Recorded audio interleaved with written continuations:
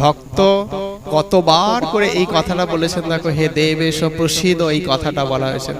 কারণ দেখো জীবাত্মার কাজই হচ্ছে পরমাত্মাকে সন্তুষ্ট করা, মূলের কাজই হচ্ছে মাটি থেকে জল সংগ্রহ করে সারা বৃক্ষে পৌঁছে দেওয়া।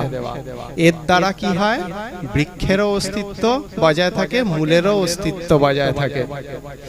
ঠিক সেই রকম ভক্তের কাজই হচ্ছে, জীবাত্মার কাজই হচ্ছে কি, পরমাত্মাকে সন্তুষ্ট করা।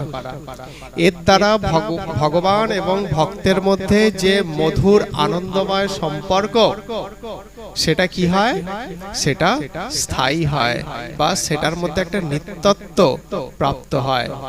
সেই জন্য আমাদের সকলের উচিত সবসময় আমরা যেন ভগবানের সন্তুষ্টি বিধানের জন্যই কর্ম করতে থাকি। এবার ভগবানের সন্তুষ্টি বিধান যে আমরা করব, তাতেও তো আমরা বুঝবো কি করে যে এই কর্মটা ভগবানের সন্তুষ্টি বিধান করবেন।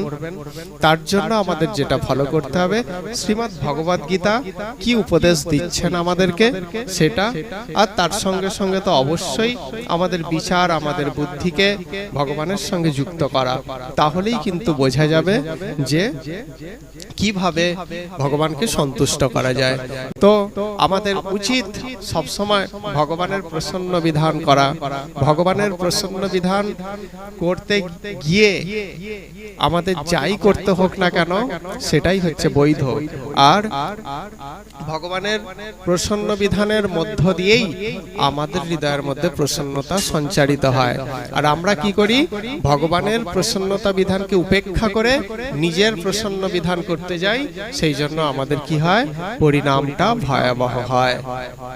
আমরা হয়তো ভগবানকে পরিত্যাগ করে আমরা প্রচুর নিজেকে প্রসন্ন করলাম, কিন্তু তার পরিণতি যেটা হয় সেটা কিন্তু খুবই খারাপ হয়।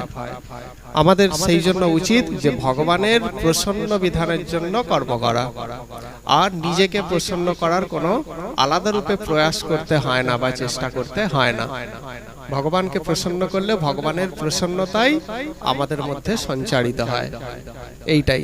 সেই জন্য অর্জুন বারবার বলছেন যে হে দেবেশ, তুমি প্রসন্ন হও, প্রসীদ প্রসীদ, তুমি প্রসন্ন হও।